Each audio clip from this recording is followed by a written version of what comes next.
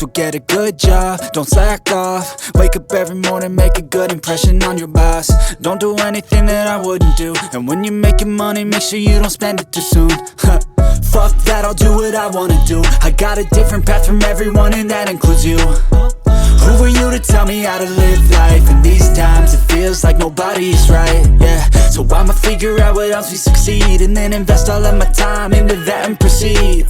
I need whatever the hell could make me happy, and I don't think you have a clue what could that be. They tell me that I'm never gonna make it. They want me to do something that can make sense. They hate when I keep dreaming I'll be famous, but I don't give a fuck, I'ma keep chasing. They tell me that I'm never gonna make it. They want me to do something that can make sense. They hate when I keep dreaming I'll be famous, but I don't give a fuck, I'ma keep chasing. I think this life could be special if I get rid of the devils. They think that I am a rebel, I think they want me to settle. There's nobody on my level. They think that work is too stressful, I think that work is essential. The grind is all in your mental, and I don't think you understand what I'll go through just to be in control of my life.